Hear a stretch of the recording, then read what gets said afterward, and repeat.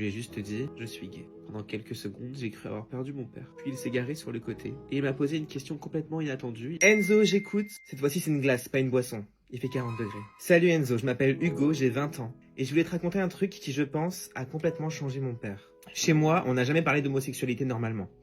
Mon père faisait partie de ces gens qui lâchent des petites phrases sans réfléchir. Dès qu'il voyait un mec un peu efféminé à la télé, il disait « Ah non, pas encore un. » Ouh, ton père devait être heureux de voir Bilal Hassani représenter la France. Il changeait de chaîne. Ah oui, c'est quand même hardcore. Quand deux hommes s'embrassaient dans un film, il soufflait ou faisait une blague. Je me suis toujours dit qu'il ne fallait pas qu'il sache pour moi. Du coup, j'ai fait ce que beaucoup font, j'ai joué un rôle. Quand mes potes parlaient de leurs copines, j'inventais des histoires. À chaque repas de famille, on me demandait si j'avais trouvé une petite copine. Je répondais en rigolant, pas encore. C'est dingue parce qu'on passe tous par là en fait, et c'est triste. En vrai, ce n'était pas drôle. Le plus dur, ce n'était même pas de cacher que j'aimais les garçons. Le plus dur, c'était de regarder mon père tous les jours en disant qu'il aimerait peut-être moins son propre fils, s'il connaissait la vérité. Oh. Des fois, vous dites des phrases comme ça pop, ça fait mal au cœur. J'ai attendu d'avoir 19 ans. Je me souviens encore, c'était dans la voiture. On rentrait tous les deux. Il pleuvait, il n'y avait même pas de musique. Je me suis dit que si je le faisais pas là, je le ferais jamais.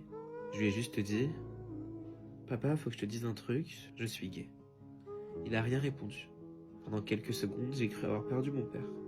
Puis il s'est garé sur le côté. Et il m'a posé une question complètement inattendue. Il m'a demandé « Ça fait combien de temps que t'as peur de me le dire ?»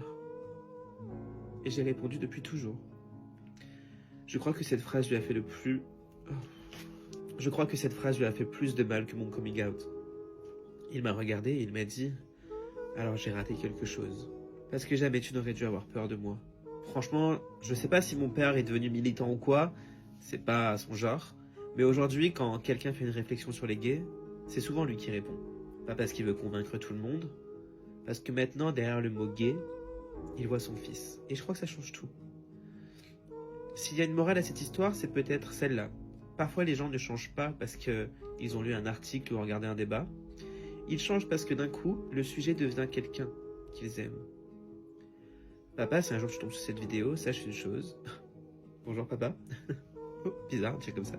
Je n'oublierai jamais le jour où tu as préféré ton fils à tes préjugés. Et ça vaut tout l'amour du monde.